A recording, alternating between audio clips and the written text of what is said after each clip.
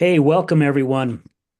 Today more than ever, the world needs voices that spark change, ignite hope, and drive transformation. Change doesn't happen in isolation. It happens when individuals choose to step forward, speak up, and take bold action. Whether you're leading a global movement or making a difference in your community, your voice has power. In this podcast, we aim to amplify those voices, share the journeys of resilient change makers, and inspire each of you to recognize your potential to impact the world. Let's create a ripple effect together. This message taps into the concept of collective empowerment and emphasizes the significance of individual contributions in driving social change.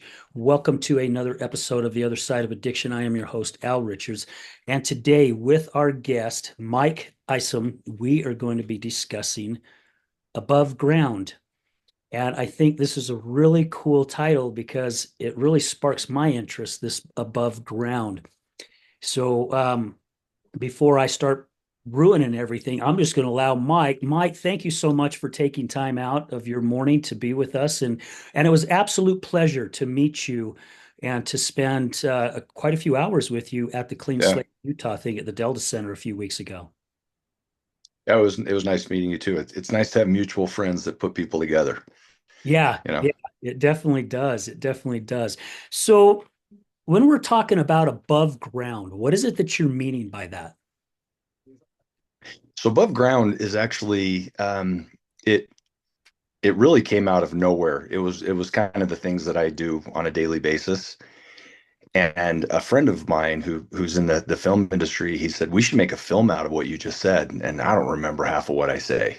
You just talk and you hear something like, man, that was a good idea. And they're like, you said that. I'm like, I said that, and that's literally where it came from. um, I was just I was just talking about things and more of, I mean, people always talk about addiction. They always talk about mental health as something that's on the other side of the fence. It's that's over there when people don't realize it's part of our daily life. I mean, Yeah.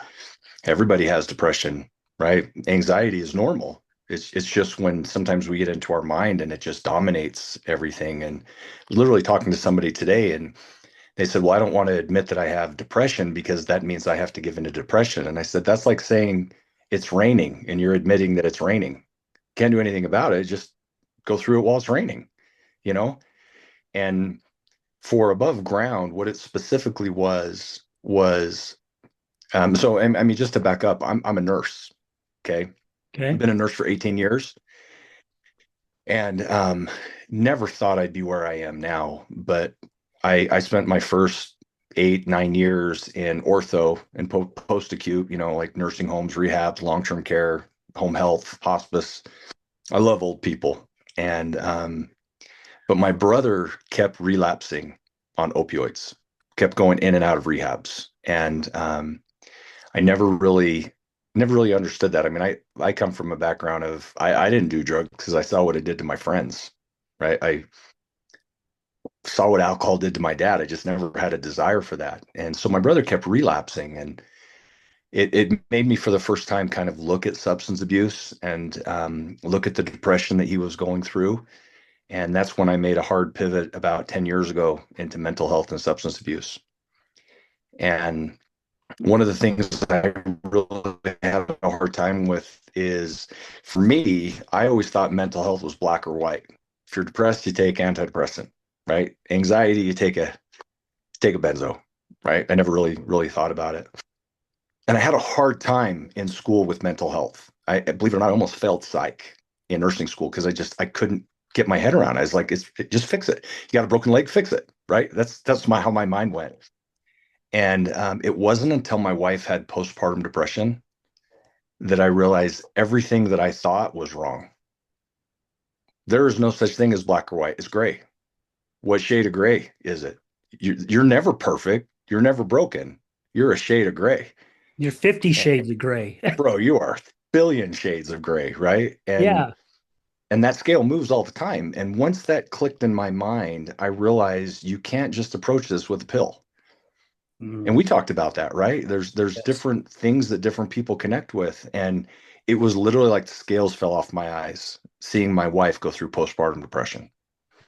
And I realized for the first time, people that are dealing with this, and everyone deals with it, right? It's just different scales that people are dealing with. I had a hard time because coming from the nursing world, there's a decision tree. You make decisions based on data. Your blood pressure is X, you do Y, right? You're nauseated, you do this. You're like, everything has a decision tree that goes to it. But in mental health, there isn't one, right? It's kind of shots on goal till something sticks. And it really bugged me. 10 years ago, it bugged me. And I started noticing that everyone does drug testing in substance abuse, but drug testing is always a punitive thing, right? Like, did I pass my drug test? Did I fail my drug test? And everyone uses drug tests as a punitive thing. I started noticing that when you started doing drug testing and started looking at medications, you could start seeing patterns in people. You could start seeing their levels drop when they stop taking their meds, obviously, or you start seeing these meds come out of nowhere because I'm now taking your antidepressant because it works for you, but it doesn't work for me. And sometimes it can spiral me out of control, right? So I started really getting into toxicology, and I really started getting into labs and helping rehabs understand and doctors' offices understand how to use lab results in treatment. So you fast forward about 8 years of doing that. And I was just talking one day about when people are in treatment and they're taking medications, even if you're not in treatment, say you're just going to the doctor and you're taking medications, those medications are based on what you're telling a provider is going on. So they're prescribing you something for what you said, right? It's a subjective thing. But if I don't take that as prescribed, you're not getting the benefit of it. And one of the biggest problems with mental health meds is people take them until they feel good, then they stop taking them, and Yeah. right. Okay. And then pretty soon they don't work for me. Well, are you taking it right? Are you taking it at the wrong time of day? And these medications will mess people up. But what makes it worse is when you and I are talking and I say, I am doing really, really good, and you're not. And so you say, well, what are you taking that's making you feel good? I'm taking Wellbutrin. Well, I'm going to take Wellbutrin. Can I have some of your Wellbutrin? But if your body can't handle that, it makes things infinitely worse. So I Mm. was explaining this one day to this doctor. Okay. And that's when my friend Vince, he's like, we should make a movie out of this. And I'm like, movie out of what? And he said, I just want to record you next time you do this. So he recorded me.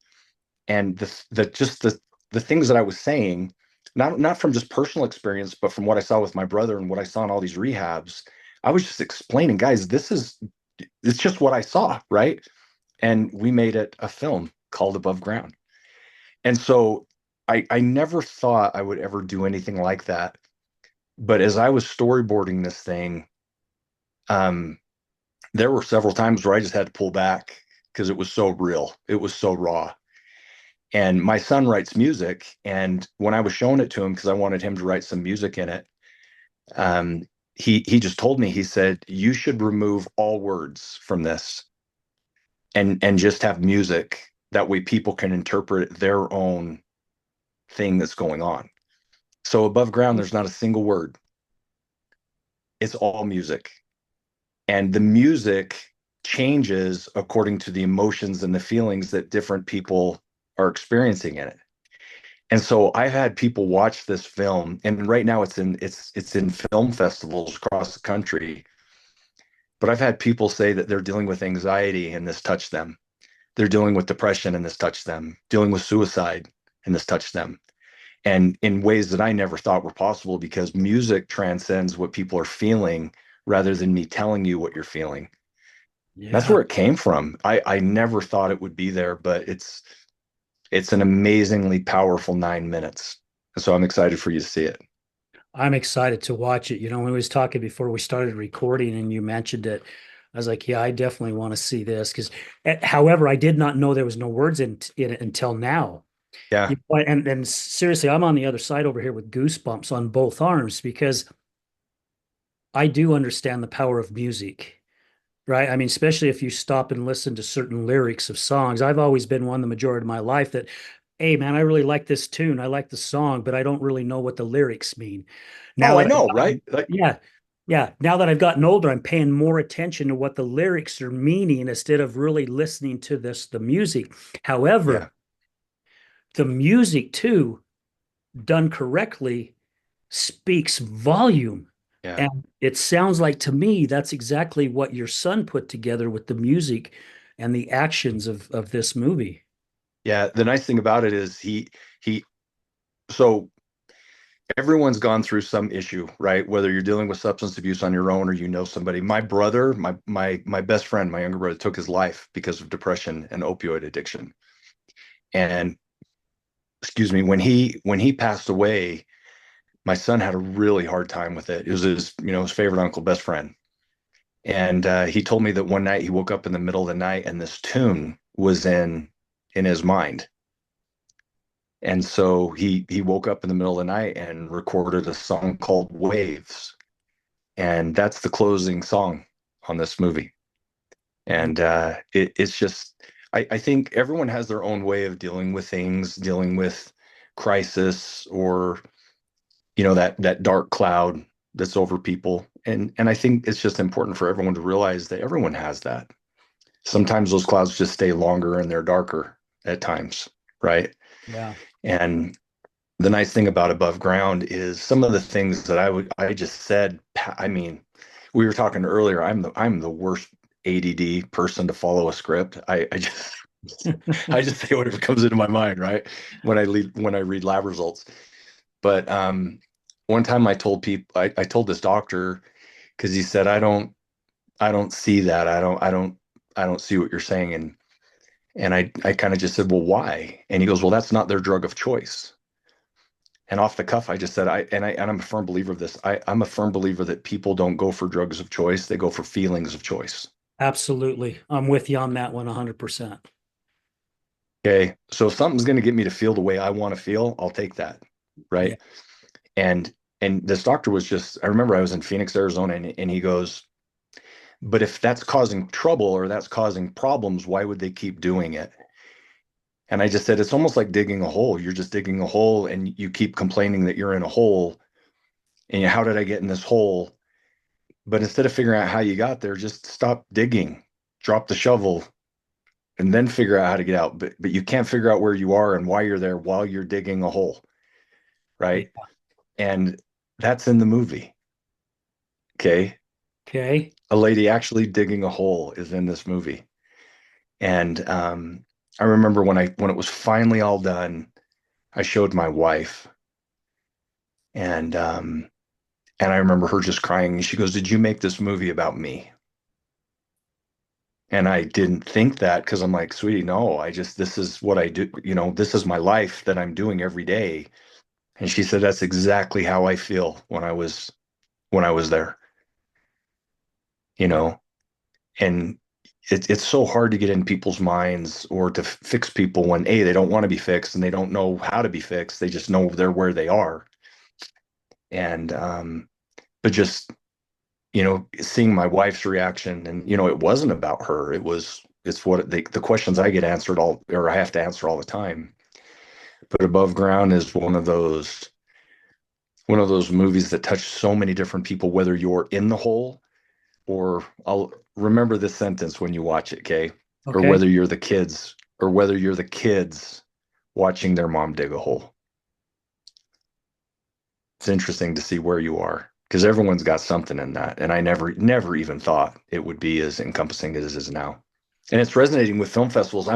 I love it because even after some of the festivals that I've gone to, we just stand up. The director, um, Kevin Sharpley, we've stood up before and just answered questions, and just people are just crying as they're saying, "Where'd you come up with this? And how did you come up with that?"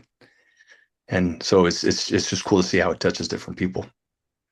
And Mike, I love that you said something about, the kids watching their mother dig the hole.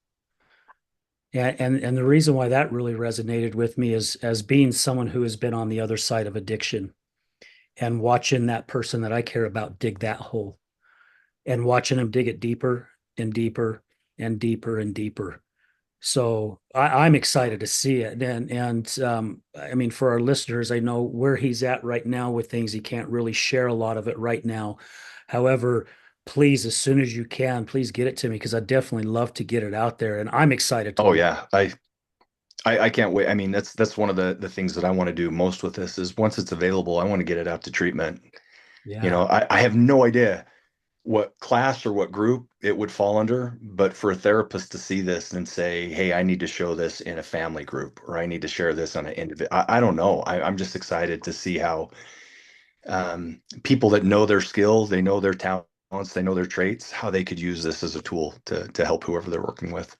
Yeah. And we talked about how that doctor, you mentioned that doctor that says that's not their, drug of choice. And I'm about halfway through a book right now called Actualize Recovery.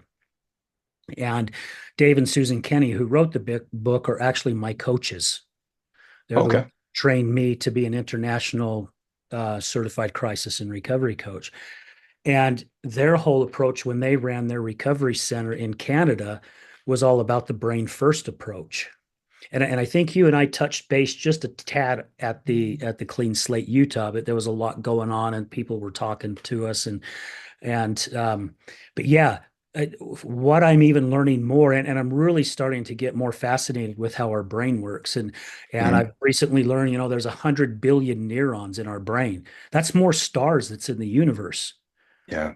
And back in the days, and I'm sure you already know this, being in the line of work that you've been in, back in the days, they used to say once an addict, always an addict, right? And they still say that in certain recovery communities, right? Once an addict, always an addict. Mhm. And in reality, that's not true because we can change our brains in whichever direction that we choose. And you mentioned, right, digging that hole. Instead of dropping that shovel, we continue to use the shovel and keep digging that hole when really we have that choice to drop it. We may not know which direction to go, but once we drop it, that's a starting point. Exactly. That's how I see it. Yeah. I can tell you how many times I've talked to probation officers or therapists and they're like, well, why would they relapse? Why would they go back? They're doing so well. And it I always take the stumble forward approach. I love that. Okay, you froze up. I hope you come back. Oh, Okay, now you're back. am I Okay, back? the stumble Okay. the stumble forward approach. I'm all for the stumble forward approach because you say you're an addict. You're going to be clean the rest of your life, right? I mean, think about that. Say you have an opioid addiction. You're never going to have a root canal. You're never going to break a bone. You're never going to need surgery again the rest of your life.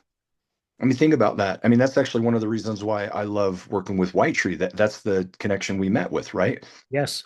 When you have people that have addiction, mental health, right? And most of them are dual diagnosis, but to label somebody as an addict and to say, okay, you now, I mean, everyone's got their own philosophy, but I am not for the abstinence only approach. Okay. If you've got neurotransmitter issues and you have depression, there are medications that work for that. Are they going to work for everybody? No. Right. But to say you have to be clean off all drugs, that works for some people. But guess what? It doesn't work for everybody. And to find out what you're really on or what you really need, I do need dopamine. You know what? I have bipolar. I hear voices. Those are things that you have to deal with, and there are medications for that. But when you label somebody an addict, think about what that does. I Oh, mean, yeah. that you put yourself into a box that a no one's putting you in, but sometimes yourself or other people are putting you in this box that says you can't take anything or you're going to relapse. That's like what you now you have to be a perfect individual. I mean, according to my faith, there's only one perfect individual, right? Yeah. Everyone else isn't. And so now you're saying to be sober, you have to be Jesus. I just don't believe that. And Yeah. people will stumble, people will screw up, but it's being able to realize I got that shovel in my hand again. How do I? How, and then people go in that spiral hole, right? Well, what did I do? How did I get the shovel? And who was, and this is this spiraling, instead of just saying, oh crap, I'm here again, drop it Yeah. and start digging out your hole again. Yeah. Yeah. But, And it goes, oh, go ahead. I didn't want to interrupt you. well, no, I was just saying that too many people are so worried about, and bro, this is Nurse Mike talking, okay? 100% Nurse Mike talking, okay?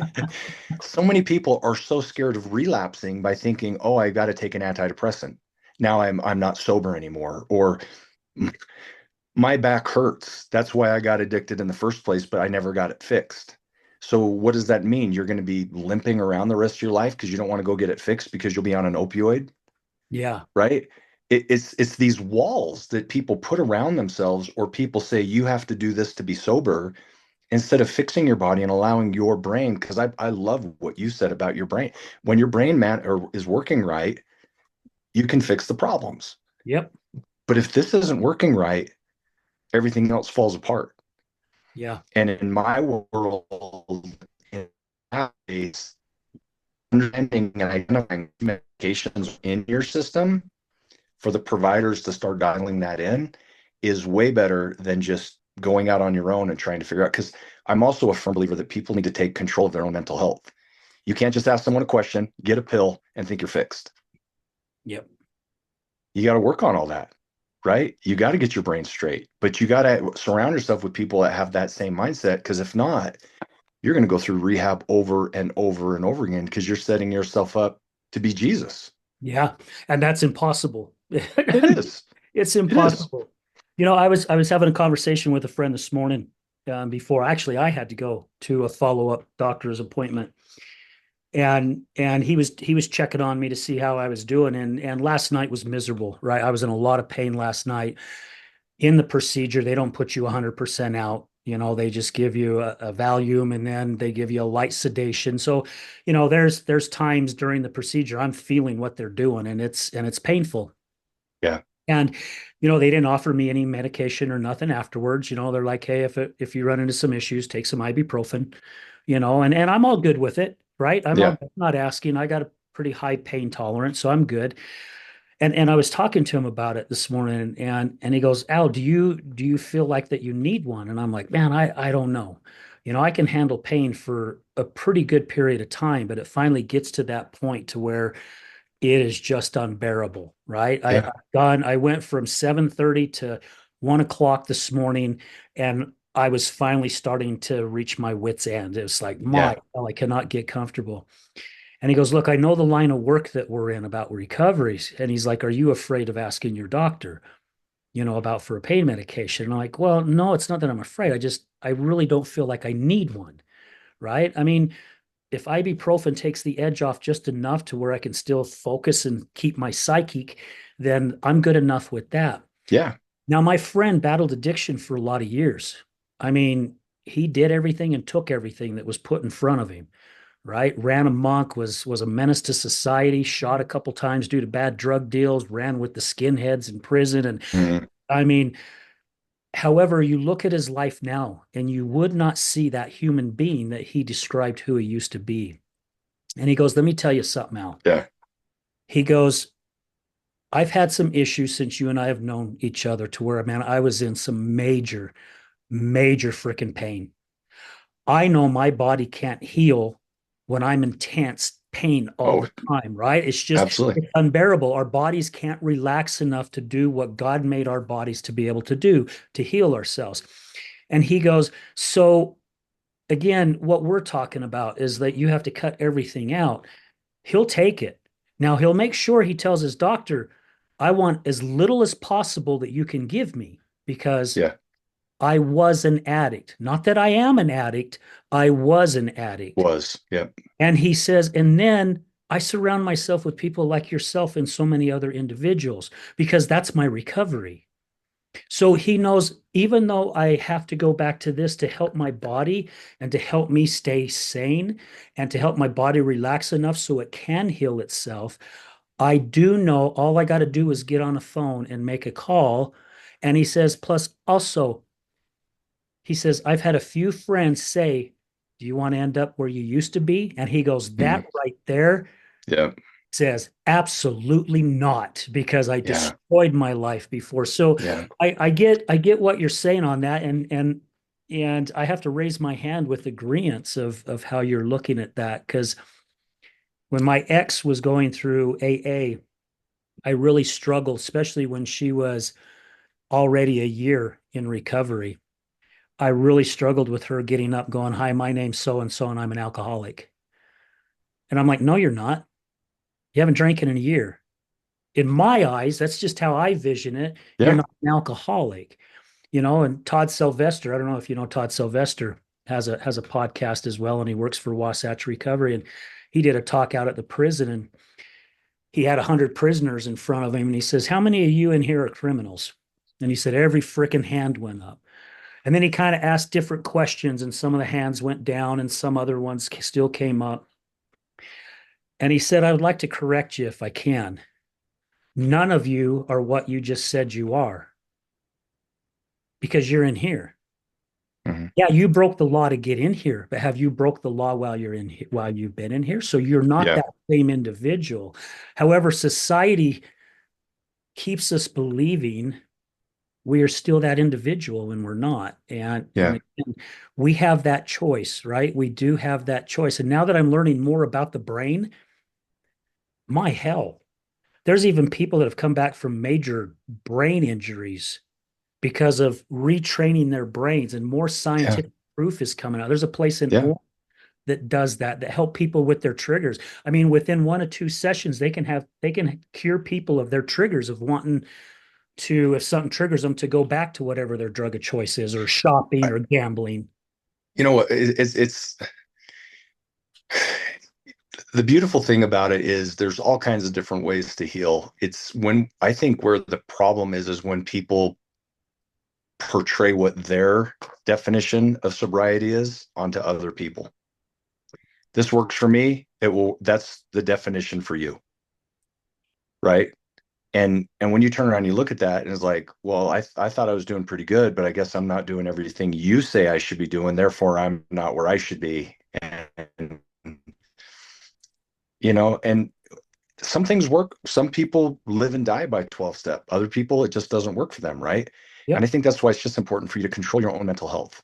Figure out what works for you. If a medication works, great. Is it at the right level? Right? I say Wellbutrin all the time. Wellbutrin is an amazing medication, but it also, if you take too much, it will give you a meth buzz. Okay. So you got a razor's edge there. Is it enough or are you abusing it? Okay. People abuse Tylenol PM all the time because they fight that urge to fall asleep and it gives them a buzz that they like. There's all kinds of things that you can do. That's why I say it's a feeling of choice, not a drug of choice. Yeah. But you also have to remember, I believe that everything on this planet was created by God, right? That means guns, that means opioids. Okay. Percocet is an amazing drug. I mean, I had a hip replacement and I was walking the same day on a hip replacement because of Percocet. Well, you don't take 50 of them. Yeah. See the difference? Okay. You don't? You don't take 50 of them. Yeah. Okay. Agreed. And so Agreed. everything has a moderation in some way, but I think so many people are in this mindset of, well, the doctor prescribed it to me, so it's good. Here's the point. Okay. One time I was working in a nursing home. Okay. I was working in this, I won't say the name, but I was working in a nursing home. Okay. I had a bunch of people, and this one guy is super, super anxious. And I asked the doctor who was there that day, and I'm like, hey, I want to give this guy an Ativan, just kind of help him calm down because he's really getting anxious. He doesn't think he's progressing. Can I just get a one-time order for some Ativan for this guy? And this doctor, I'll never forget his face. He looks at me and goes, just, you know what? Go across the street and get him a beer. And I'm like, what? And he goes, it's the same receptors as a benzo. I'd rather have him drink a beer than give him an Ativan to possibly get him addicted on Ativan because it's harder to get off of a benzo than it is alcohol. Hmm. And my mind just, you know what I mean? Those moments where you're just like, what? But when you think about it, your brain has receptors, chemical receptors. That's all drugs are. Or they imitate, or they do something. They block a receptor, they amplify it. You know what I mean? Yeah. And when he said that, have him drink a beer. I'd rather have him have a beer because it will come out of his system faster than a benzo. Now, obviously, I didn't go get him a beer, right? But it was just one of those moments where I just realized we're putting things into our bodies for reasons. Sometimes we know, sometimes we don't. But there's side effects to everything you put in your body.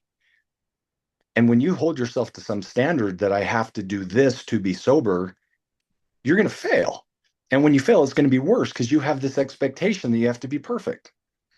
And instead, why not actually find a system that works, keep making progress, and when you screw up, drop the shovel and get out of the hole, regardless of where you are, regardless of how many holes are in your backyard.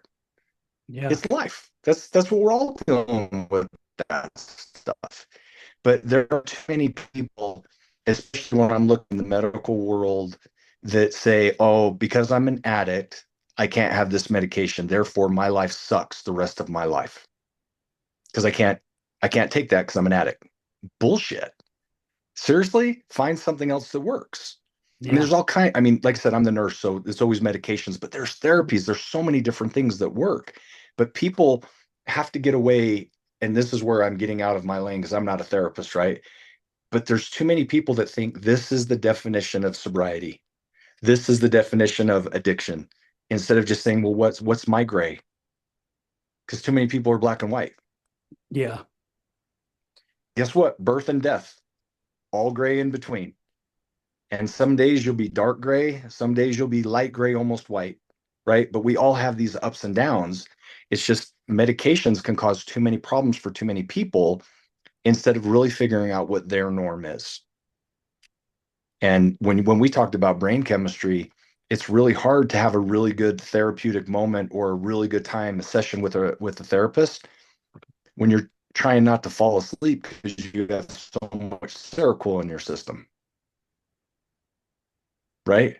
Yeah. And you're prescribed Seroquel for a specific reason, but if you don't take it right, it's jacking up everything going on. And so it's just I'm a huge proponent of just know your own body, learn your own body, figure out what works for you. But just because it works for you doesn't mean it's going to work for me. And Yeah. too many times the medical world says you have this, it's this. That's their job. They treat symptoms. Yeah. And the therapy world tries to get information out of you so they can help you and treat. And a lot of times the therapy world and the medical world is like this.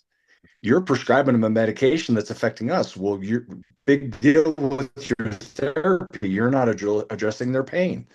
Okay. And it's just this all the time. And when you really turn around and you look and you find programs that work together, they're doing the right labs that are actually understanding what's going on, but then trying to figure out, get away from this black and white, you're healed, right? I Yeah. mean, you break a leg, you better sure be walking again. That's your outcome. But in mental health, it's health. Quit thinking it's this stereotype on that side of the fence that I can't. That's part of health. Your Yeah. brain is everything. And so, but it's what you put into your body that affects your brain, and then your brain causes the problems. And so Yeah. Because just be honest with yourself. without being healthy ourselves, right? It's hard for us to even make healthy choices. And I mean, Yeah. that's been proven scientifically as well from reading this book. I mean, I don't know how many people out there have heard of Dr. Amen or Dr. Daniel Amen. He's like this brain guru, and he's really built a big career around studying the brain and understanding it.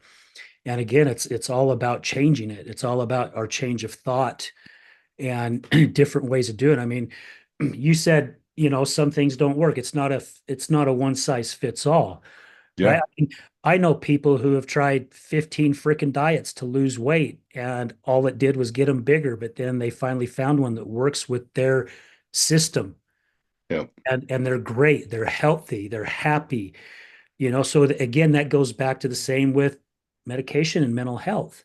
Yeah. Right. What works for you? I mean, it's crazy that we're talking about this because when I was sitting down talking to my doctor this morning with the follow-up, you know, with some of the work that he did yesterday, there's already some issues. And he's like, man, Al, I'm just scratching my head. I don't know which direction to go. And he says, you're like one of my best.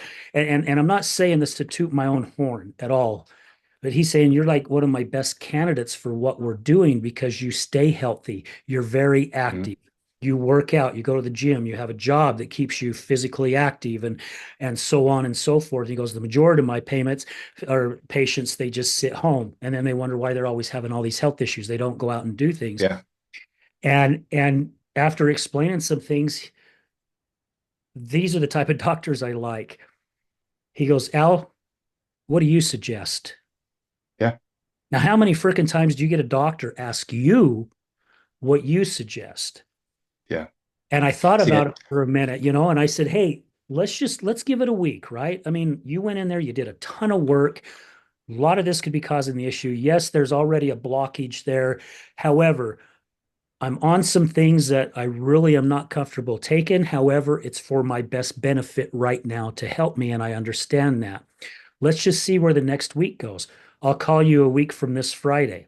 He gave me his cell phone number. What doctor gives you his cell phone number? He gave me his cell phone number. Text me, call me. You start noticing this, call me during the week. Don't wait till Friday. And then he goes, and I says, I know my body very well, very, very well. I know when something's not quite right.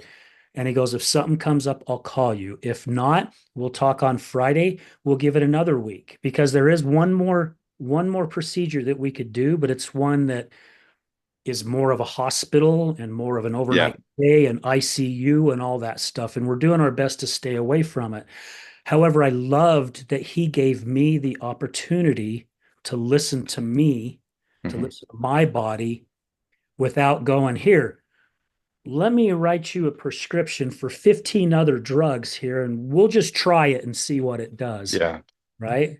See, there's a part of that in the movie as well where a doctor prescribes a medication and then the person takes it, right? But then pretty soon, I'll let you watch it. But what's interesting is the next time that there's an appointment with the doctor in this movie and above ground, you see the doctor just like, why are you on all these meds?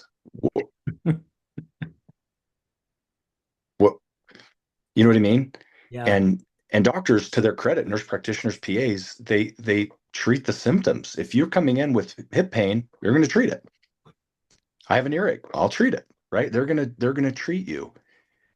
But the good ones are the ones like, hey, what's going on? Have you tried this? Have we looked at this? And like I said, I'm not a doctor, but when you control your own mental health, and I'm not saying go in and say, I saw a commercial on this and that's what I need. Man, doctors hate that, by the way. Okay. They But oh, they hate it.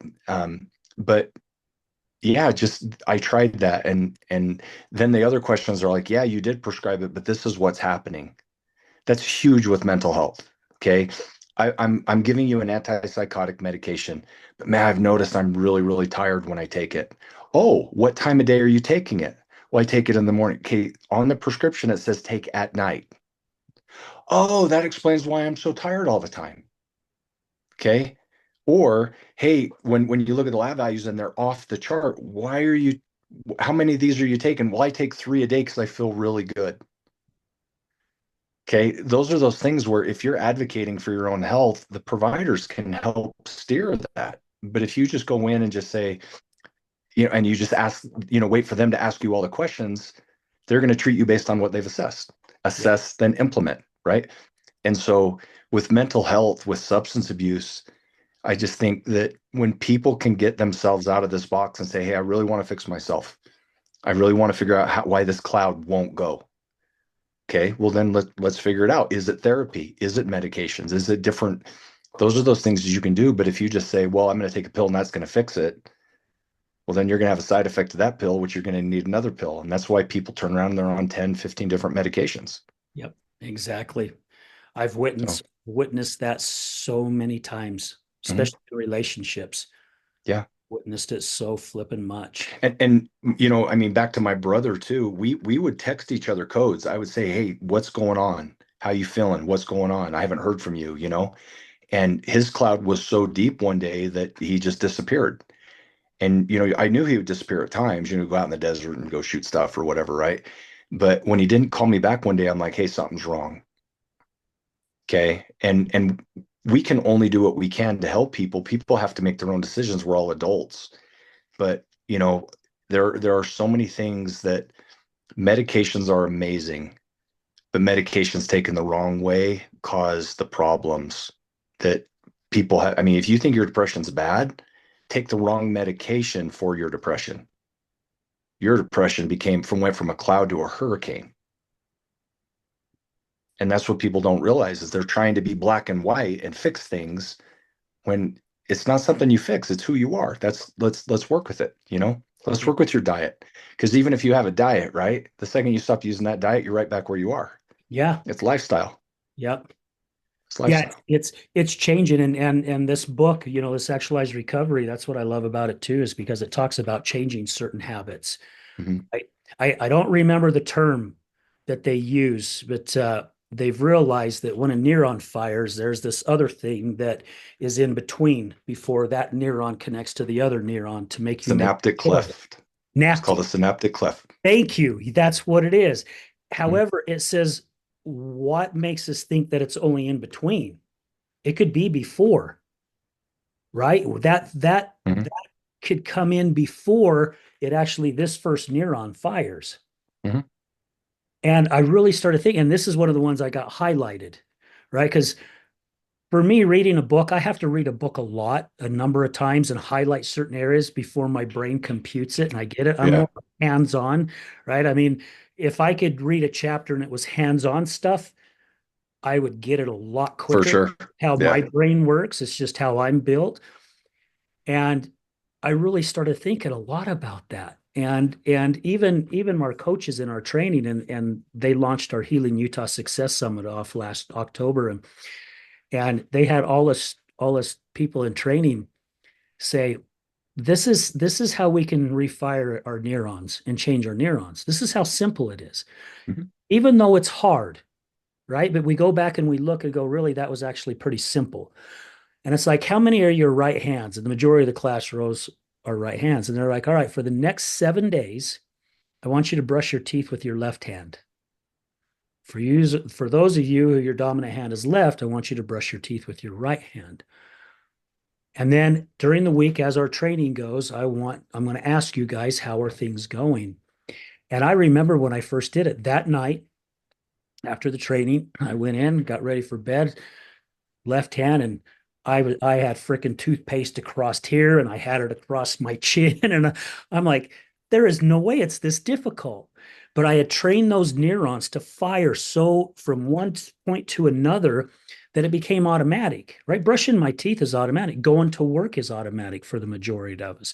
Breathing air is automatic for us. Mhm. To retrain that, it took me, I actually did it for, I think, 11 or 12 days. And by the end of that time, I was actually really starting to get pretty doggone good brushing my teeth with my left hand. The whole point of that exercise was to let our class know that no one is completely broken, right? And you used the word fix quite a few times during this, and I've said fix before in someone in recovery, and they about fricking ripped my jugular out. It's like, I'm Mhm. not broken. Don't ever use that word around me. Yeah. I Yeah. got to where I understood why. It took me Yeah. some time to figure it out, but I got to understand why. And so I know now, after my training and doing more reading, and also having people in my life who understand how the brain works, knowing that I can choose different things. And it's going to take time to get there, right? And Yep. I know with like what a lot of people do. My good friends there at White Tree, Medical, who are sponsors of this show, and I know that they work a lot on that too, where they help people take what it is that they need to take, but also it's those baby steps to where eventually they can get healthy up here and they don't need that stuff anymore. Is it I So am I wrong on that? no, you're spot on because take your toothbrush thing, right? Were Yeah. you a failure one day when you woke up and you were practicing with your left hand, right? You're focusing, I'm going to brush with my left hand, right? And you Yep. next thing you know, you look at the mirror and next thing you know, you realize you're brushing your teeth with your right hand.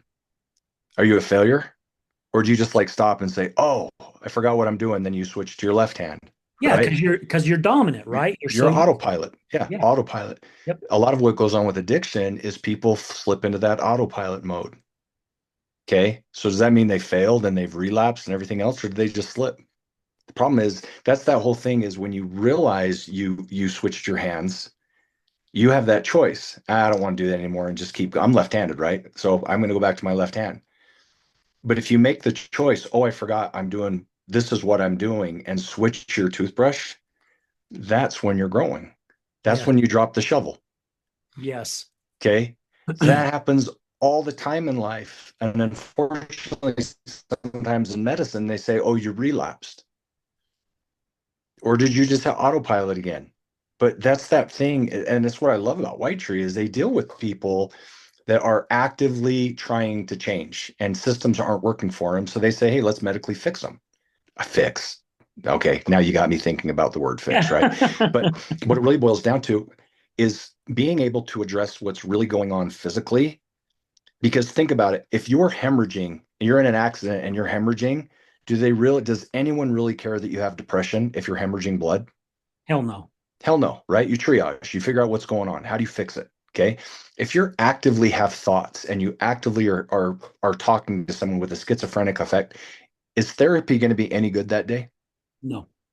Okay. Are you going to focus on what the hell hand you're brushing your teeth with if you're actively hearing voices? Nope. Okay. So if you can address the simple, and I say simple, if you can address the medical issues first and stabilize, well, now you have chance for your brain to function. And that's what I love that they do here. Right. And one of the reasons that I do like what they do here is because they actually take everything and say, yeah, you need therapy and you need medical. Right.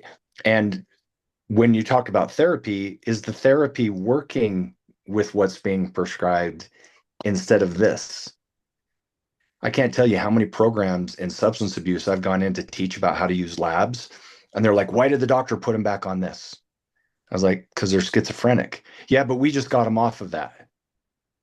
Like you got them off their schizophrenic medication. Yeah, because this is we don't any drug is relapse. And in order to be clean, you have to be off all drugs. I'm like, you just gave this guy a death sentence because he's schizophrenic,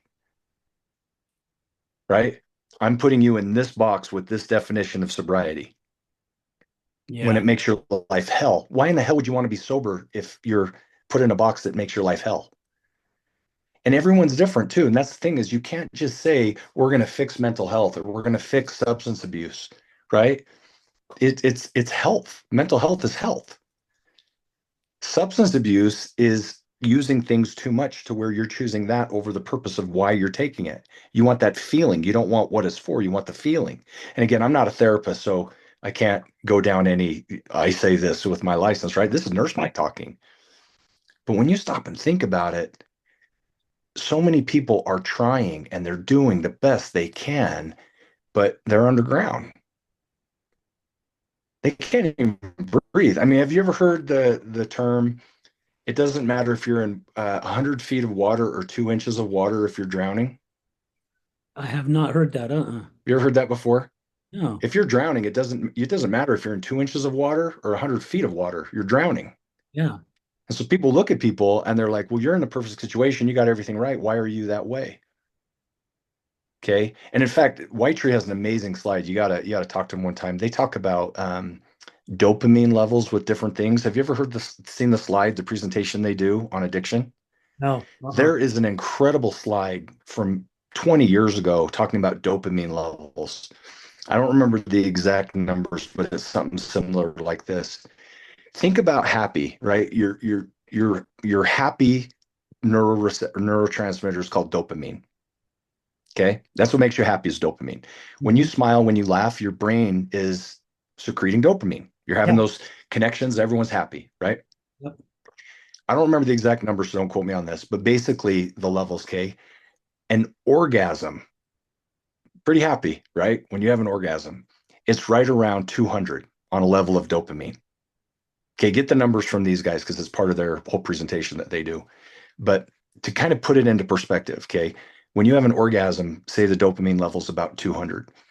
Do you know what a heroin dose is? A hit of heroin is about Guessing. 700. Okay. I was guessing 1,000. I was going to It's guess. about Wow. meth higher, fentanyl higher. And when you think about it, an orgasm doesn't compete with a hit of fentanyl. Wow. And you wonder why people keep going back, because life can't compete with that. One of the best things in life can't compete with a hit of heroin. So think about that. Why did my brother keep going back to drugs when he has a family, he has kids, he has a great job? Why keep going back? It's because of those levels in your brain that are telling you things. Addiction is real. The difference, though, is when people start realizing I'm switching toothbrushes, right? I'm used to this. I like this. This is killing me. I need to start doing this. Yeah. It's refiring those stronger and healthier neurons. That's What's basically real? what it is, right? It's Yeah. you're unplugging the old damaged ones and you're plugging something Yeah. new, you know, and I mean, and there's reasons cars don't run on nitro. You add nitro, right? It's when people run their car on nitro all the time that the engine blows up. yeah. And until you can realize that and someone can finally switch that toothbrush, right? And that's that thing is so many times once people go down those roads and they're addicted to these, even pornography, right? People say, oh, I have to be black and white. I can't think about pornography anymore. Okay, so does that mean you're not human anymore? You can't think about pornography? Because that's kind of there's hormones in your body that make you think about that. And Mhm. people put themselves into this black and white category. Oh, I'm fixed and I'm healed and I'm recovering. It's all bullshit. You got to live in this layer of gray. And that pendulum swings all the time. So when people put themselves in these definitions in these boxes, they just set themselves up for failure. And when they do relapse or when they do fall, it's even a harder fall, a deeper hole to get into. And so kind of circling back to when we started out with above ground, it's one of those things where the main person in above ground has no control over what happens, but yet she's got to adjust. And that's what the movie is. And that's how all of us are. There's very few things we can control in life. The majority of our life is reacting, right? And Yep. regardless of where you are today, where you are tomorrow, we've got to react to where we are. And that's what makes us who we are, is how we react. It goes back to that saying, life isn't happening to us, it's happening for us. Yeah. And I remember the first time that I heard that, I really didn't quite understand it, the concept behind it. And the reason why is because that was my thoughts was from somebody who I did everything I could to control everything that was going on in my life. Everything. That's why I ended up being a liar. That's why I ended up being a manipulator. That's why I ended up having a bad temper. It's because I needed to control what Al needed to control. I would lie, do whatever I need, cheat, do whatever I needed to do to direct my life where I thought Al needed to be. And it hasn't Yeah. been up until the last couple years. And I tell you what, it has been freaking work in progress. My hell, it's something I have to work on every single day of my life because here I am coming up on 62 in July. So you're talking almost 60 years of my life. Except for the past 16 years of living this way. And now to turn around and change to not be a person, to be a person with integrity and accountability, somebody that people can trust, somebody that people can count on. Most of all, loving who I am as Yeah. an individual, right? Because now I've also learned I can't give out the love I really want to give to people that I care about unless I have that within me first. And it has been I mean, it's been a battle. It has been a battle. However, the more that I start recognizing things and the more I continue to work on it, I'm building that healthier neuron and I'm Well, firing healthier neuron, right? And see, it's and even with that, better. that's one of those things you're working on it, you're working on it, you're working on it, right? And then one day you realize you're brushing your tooth you're brushing your But with yeah, and with my left hand, yeah. yeah, and all of a sudden like, oh, I forgot I'm doing this. You didn't relapse, you didn't become a horrible person again. You're not a lying, manipulating person anymore. You, oh yeah, Mm-hmm. okay. Exactly. That's that gray that I'm talking about. You don't look in the mirror and say, "Oh my gosh, I just brushed my teeth. I failed. I relapsed. But Yeah. that's what people do. Back to day one. I'm at square one, day one. Back to day Instead of just one. saying, Yeah. "Oh, I screwed up," and then you go to your support system. Oh, hey, I messed up, but I need this is what I did. you know, and it can be something as simple as, hey, quit hanging out with Paul. Every time you hang out with Paul, something happens. Oh yeah. And your friend saying, hey, why are you hanging out with Paul? Right? As Paul walks by and I point at him. But I mean, those are those things is I I can't tell you what an aha moment it was for me with my wife. I mean, here's the most perfect person in my world, right? Next to God, it's her. And she's struggling with things that I couldn't fix. There's nothing that I could do to help her. And everything that I had learned, everything that I went through of how to fix it wasn't working. And that's when I realized there's no such thing as black and white. That's the gospel of Nurse Mike. Okay. Stop thinking in black and white. You got gray.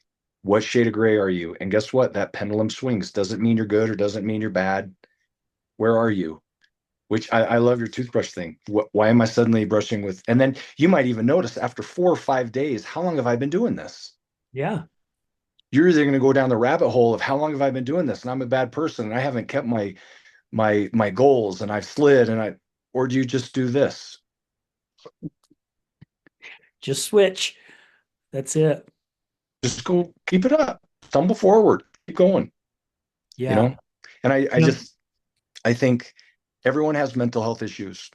Sometimes they're just so loud, and there are things to help. So take care of yourself. Get the help that you need. yeah. And figure it out, right? I mean, we can figure it out. We can figure out what works for us. Mhm. It's like when I was coming out of my 8 year weekend cocaine and alcohol. I that's when I realized I wasn't the person who I thought I was, and I needed a different direction to go. I had no clue which direction to go. I Yeah, didn't know who to talk to. I didn't know who, because I kept it secret. No way I was going to let anybody know what my life was the past 8 years. yeah, I went back to physical fitness because I knew that. That was my start. That was my stepping stone. And just by going that direction, just even going 3 days a week got me going in so many other directions. And again, it took me times. I mean, for the first couple of weeks when I got up at 5 o'clock in the morning, I'm like, frick, there is no way I'm going to the gym. yeah, I feel like shit, right? I'm still depressed. I'm still shaming yeah. myself for losing my job and lying to my wife and so on and so forth. However, I had to change that mind shift, which I didn't even realize I was doing at the time. And I give all that credit to God, right? Because I asked Yeah. God direction. I give all that strength to him. It's him going, no, you're getting up, whether you like it or not. So I just had this thought. I was talking to somebody the other day about, just recovery and life, and I said something, and it was literally kind of like the whole thing with above ground. I'm like, oh man, who said that? And like you said, I'm like, I said that. You know what I mean? I Yeah. just started talking one day, and I didn't even realize it until they were writing stuff down. I go, what are you writing down? They're like, what you just said. I'm like, well, I was just talking. I don't even remember what I just said. But what I told them was, you remember the Wizard of Oz, Oh, yeah. Hmm. right? Follow the yellow brick road. Everyone's singing, everyone's happy. Yep. Okay. Where did all the crap in the movie happen? On the yellow brick On road, the yellow brick road. Yep. right? Just Yep. because you're on the road doesn't mean life's not going to be happy. I mean, the Tin Man froze on the yellow brick road. Okay. The cowardly lion was scared of his own shadow on the yellow brick road. Okay. Monkeys kidnapped him while they were on the happy yellow brick road. Okay. And everyone suddenly thinks, oh, I'm on the yellow brick road, everything's great, we're going to go forward. Life still happens. Yeah. You don't have everyone around you singing and cheering you on, but you're on where you should be, and things still happen. And I think just within life, so many people are like, I'm doing so good, why am I depressed again? I'm doing so good, I'm doing everything right, I've switched hands, and I'm going, why am I still hearing voices? Okay. That's kind of one of those things. Well, something keeps you just we'll never say we're fixed. Yeah. Just keep going, keep plugging forward, keep going. And eventually, the yellow brick road doesn't even take her where she needs to go, but it gets her No. where she needs to be to find that out. Right. And I was Without just, even knowing it. I, without even knowing it. Right. But she was in where Anyways, I'd never said that analogy in my life, and it just came out one day. But we're all singing together and we're all happy, but eventually we're alone and we're where we should be, and things still happen. So, regardless of what happens, are we still going to keep following that yellow brick road? Doesn't mean we're going to be happy all the time. We're doing what we should be, and things are going to change. And the other thing that was interesting about that is, you remember when she meets the scarecrow? Okay. There was a fork in the road. There were two yellow brick roads. All we know is this story. Yes. What happened to the other side? What happened to the other side? You'll never know. Yeah. But guess what? That happens too. If you're making choices and you're moving forward and you're taking what you have, this medication works. I'm going to keep going forward. This medication doesn't work. I got to stop it. None of this is working. I need to go over here. We're still going forward. We're Yeah. still remembering to use the right hand. Okay. And so I just think that all of us can't put ourselves in these boxes of being fixed. And I love how you put it that way, Mike. I mean, really, I my version of it is you're spot on because we're not. We're constantly evolving, right? I mean, that is life. This is the life God gave us to live, right? We are constantly learning, we are constantly evolving. I mean, how many people have been told that they couldn't be a singer or an actor or a race car driver, couldn't go to space, or you would never be able to if you grew up stuttering that you'd never be able to speak right or whatever it may be. You got all those outside voices, man, throwing bricks at you continuously. However, if you feel what you feel like inside, you can definitely accomplish anything. And we've done it, right? We've done it as society. I mean, Mhm. it's proven all the flipping time. And we have to not, I don't want to use the word have to. Let's say we get to have that choice that we can do whatever we want to as long as we stay within here. Aerodynamically, a honeybee has no purpose in flying, but yet it flies. Wow. Go figure Makes that no sense one. how No, that it thing doesn't. can fly, but it flies. And look Yeah. what we get out of it. Yeah. Advocate for yourself. If it's not working, figure out why. Keep trying. Stumble, get up, stumble. Take a few steps back, stumble forward, but just don't put yourself in this I'm cured thing. Because I mean, even my world, the medical world, right? You say, oh, that bone's fixed. Well, what's it going to be like 20 years from now when osteoporosis kicks in? Okay. It's health. Deal with your health. And you know what? If your doctor's not doing it, find another doctor.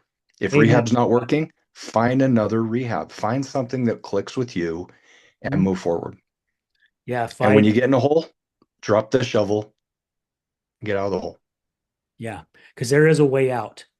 There definitely is a way out. Yep. Got that right. Yeah, I love this conversation. I could talk about stuff like this, for hours. Something I want to throw in there really quick here. We've already gone, gosh, almost an hour already. It goes by so fast. I had a guest probably 3 years ago, and he battled a sex and porn addiction. Well, not really sex, but a porn addiction. Started at the age of 13, went on for 2 decades. And he was on a business trip, and I've shared this many times on the show, and I love to share it because of the meaning behind it and how a lot of us, like what you're saying, even if we stumble, right, how to look at it in a different way. So he's on a business trip, and I think he said he was in Boston, and he realized that he's just not doing good. He cannot get himself clean. He does okay for a little bit, and then he's right back at it. And they use the same terms as they do in alcohol and drug, Yep. right? Addiction is addiction. They still say I'm using or whatever that addiction may be. And so he decided he was going to commit suicide out of town. His family's still here in Utah, and he decided to say a prayer to ask God to forgive him. And he drives to this place where he's going to jump off this bridge into this cold river. And he heard a voice that said, "Why are you not celebrating the days you did not use?"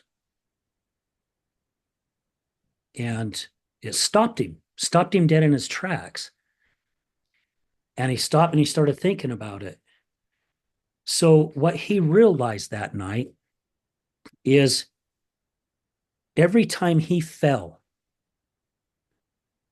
he beat himself up, degraded himself, felt shameful. Here I did it again. Mhm. I did this to my wife. I did this to me. I'm doing this to my family.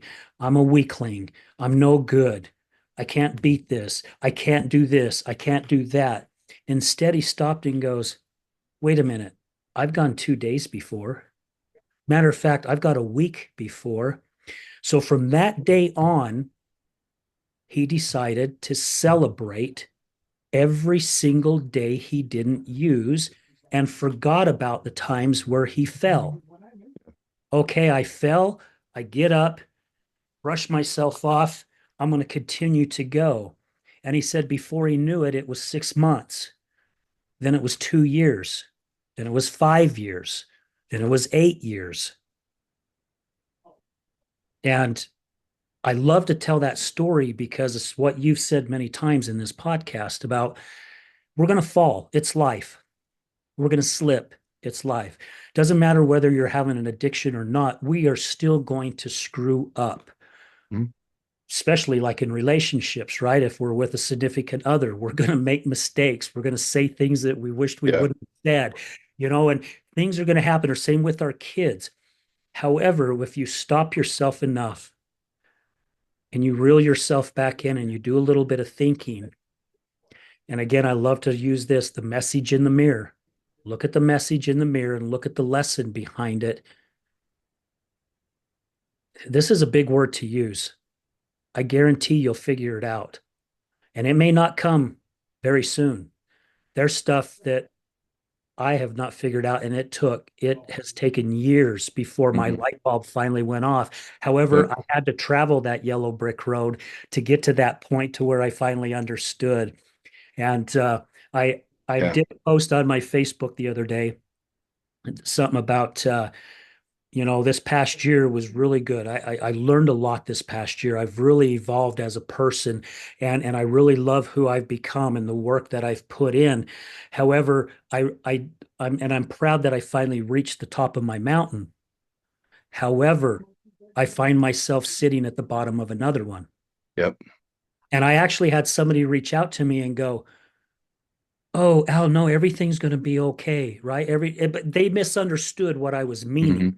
right? Yeah. Like I hit the top of the mountain, but then I failed again and I rolled down. No, that's not what it is. I got to point A to point Z.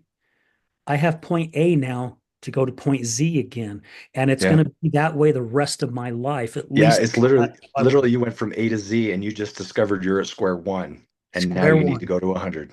Yep. Yeah. See, It's like, whoa, exactly. didn't even know this was here. Yep. Yeah. Yeah. Yeah. I think people need to give themselves a lot more credit for what they're doing, for the good things that they're doing, and stop focusing on the stumble because it's going to happen, right? Probation and parole officers are amazing. When they see someone stumble, it's always, okay, how do we fix it so you don't go back to jail? Right? There are very, very few parole officers. They're like, you screwed up. Finally, I got you. You're going back to jail. Right. And it's amazing to see judges when they have somebody in front of them and the toxicology reports say they're guilty, they fell, they relapsed. Right. And for a judge, I've seen multiple judges do this where they'll look at him and say, but you've been doing so good. What happened? Oh, Yeah. I hung out with Paul. Okay. Stay away from Paul and let's keep going. and Yep. and to see the mercy come because it's almost contagious, just showing mercy, showing love, right? Because everyone's going to fall. It's just I hate seeing people put themselves in boxes of perfection that they will fail. Try and be Jesus. It doesn't work. Yeah. Yeah.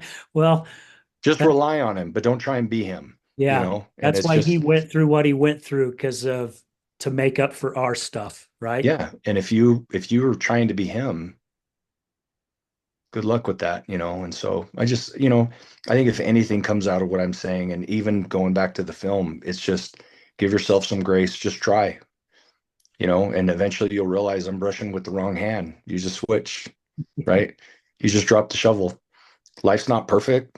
Nobody's perfect, right? We're where we are. And I think kind of with the Wizard of Oz thing, as we're walking, look around for the people that are stuck, that are hanging on a scarecrow post, and help them out, and Yeah. that's what it's all about. Just doing the best we can and helping each other out and lifting each other up. Yeah. So, We're not able to do it alone. And you know that, mm-mm. Mike. Yeah, Yeah. absolutely. Yeah. Absolutely. Mike, man, thank you so much for your time. This has just been a great show. I loved our conversation and thank you for sharing about, above ground. And I'm definitely looking forward of watching that. I'll Knowing send you you. the link. And as soon as it's approved and out of festivals, we'll get it out to circulation. Okay. Yeah, Okay. that would be great. So again, thank you for all your time. I greatly appreciate you. And again, thank you to all our guests, our future guests, our past guests. Thank you to White Tree Medical too for being a sponsor and of AR, the other side of addiction. Greatly appreciate it. Chris, if you watch this, I'm still waiting for your material. Give me the material so I can talk more about you guys. And you might want to throw that out there too, Mike, after the show since you're there at the office. Yeah. But anyway, hey guys, and remember this: addiction is giving up everything for one thing, and recovery is giving up one thing for everything. We're out.